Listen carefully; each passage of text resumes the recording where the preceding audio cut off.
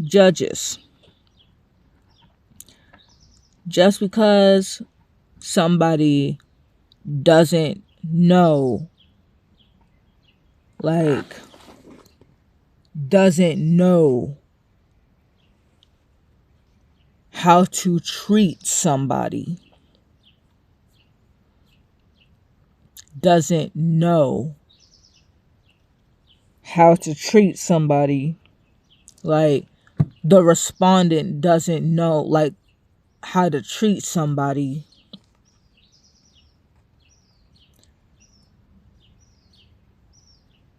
doesn't mean that they shouldn't take accountability for the stuff that they do. If that person is accused for manipulating, they showed all the red flags, and then they start saying stuff like, well, sorry, I didn't know better. I didn't know anything. I know better. I didn't have any friends, etc. Don't take the bait. Don't listen to them. Because here's the thing. Even if that was true, they should take accountability to just not be listened to. Because here's the thing, like, they should be listened to a degree, like, be understood. Like, okay, I see where you're coming from, but the fact that you are not even trying to get any help, which led you to this court case, I'm not going to take you seriously further than this. So it's like, ugh. So it's like that. Because it's like, how do I say this? How do I say it? Like, okay, you don't know how to treat people, but a lot of the times, like, 1,000% of the times, like, y'all know how to treat people 100%. Y'all just rather treat people right for a short amount of times with bad intentions, just so you can treat people horribly once you get to know them, once they get close enough to you. And then once they stand up to themselves, you give them a hard time. So it's like, so how do I say this?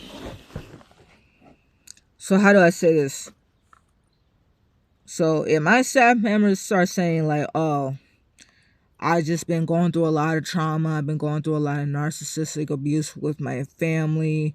My family been doing this. I ain't got no friends. My friends treated me bad. Like, here's the thing. Regardless of what they sob stories is, be understanding and be like, okay, I see where you're coming from, but that does not justify you treating the accuser any way that you do. And I am gonna take away your right to represent this person, because you literally took away this person's chance of getting that person's considered terminated. uh you like you okay, you didn't even get the help that you needed. But instead you took it out on her. And that led to her calling out all your manipulative tactics. And now that now you're using your sob stories to manipulate me into not letting you take accountability. No, I'm not falling for it. So, yeah. So that's one thing you should know. Like, just because somebody got a sob story does not automatically mean that they're innocent. Everybody got their own sob stories. But, like, be understanding. But people should be held accountable for it. Like, people should be held accountable for what they do, regardless of their sob stories. Like, Everybody got their own traumas, everybody got their own problems, etc. But we should all be held accountable regardless of them. We should not be going around hurting people. We should not be going around hurting people because of our trauma. Like this dude that represented me, this dude is around like 50 years old. Around like 50 years old. And there is help available to him that he could have had himself. Okay, he has more experience in life. Okay, he should have gotten help a long time ago. But no, he'd rather take it out on me out of his own pure jealousy. Yes, he's jealous. Because I saw it in his face when I told him about my achievements and how I told him about my goals. And it's like, that is what led him into lying on me and saying that, lying on me and saying that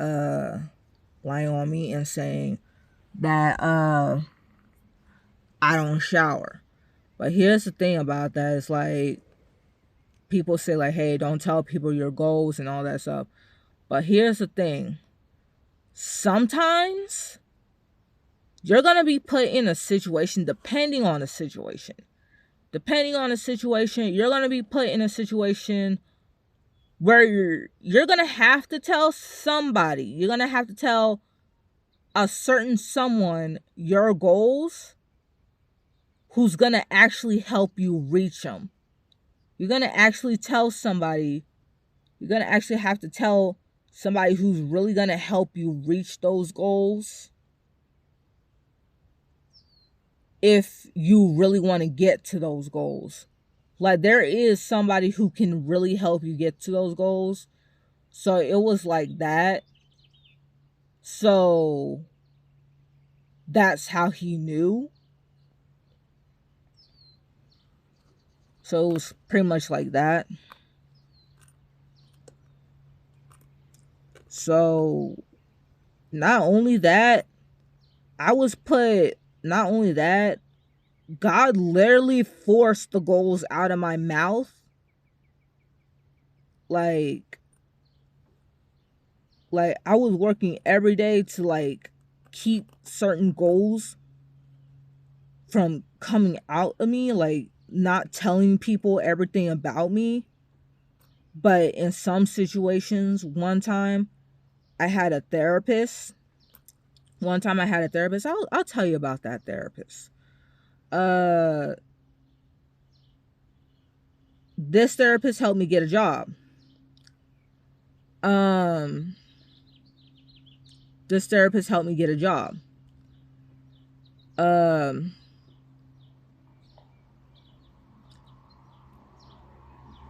I tried to hold it in as much as I can and not tell this person about my goals because I was so stuck on being secretive and not telling him anything. But somehow I was just forced. It just forcefully came out of me. Like, I just told this person everything about my goals, everything about what I wanted to do in the future. And then that is what got me this job. Like, oh, so, but he helped me get the job. And looking back on that, God did that. That was God. God anointed the goals out of my mouth. He literally anointed me into revealing my goals to this person. So, yeah. I'll talk to you about that therapist when I get to my destination. So here's the thing about this group home staff member. Here's the thing.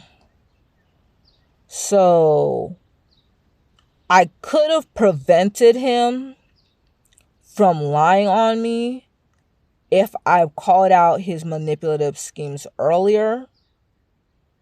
And if I hadn't trusted him fully in the first place. So here's the thing. When you live with somebody, people are going to know who you are. there are people, they're going to be all up in your space.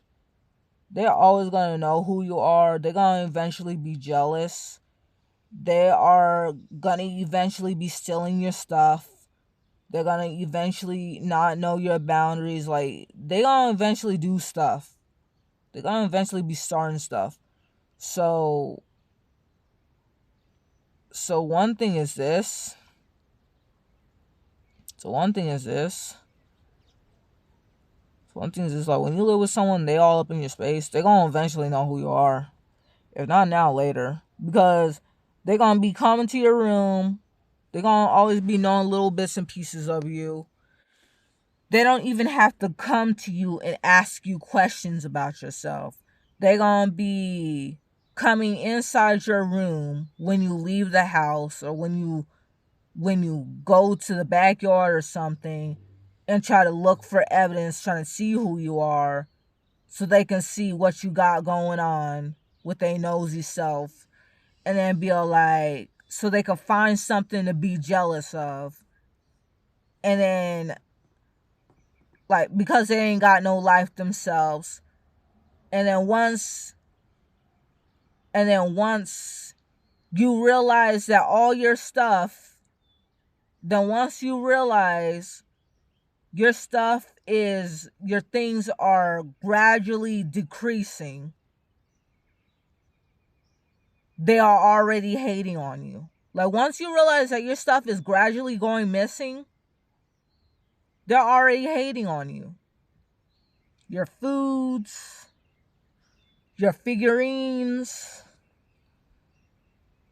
all that stuff, they already hating on you.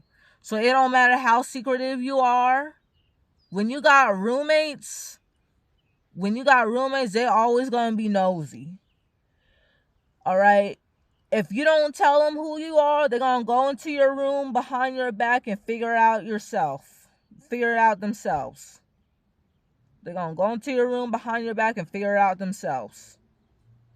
Because they ain't got no life. People say not all roommates are like that. Yeah, you're right. Not all roommates are like that, but most of them are. It's going to be happening almost everywhere you go that involves roommates. So you can't win. How do I say this? So yeah. So back to what I was saying, like, just because somebody has a sob story does not mean that they're legit. Be understanding, but let them take accountability at the same time. Like, have them take accountability at the same time, please. So yeah. God bless.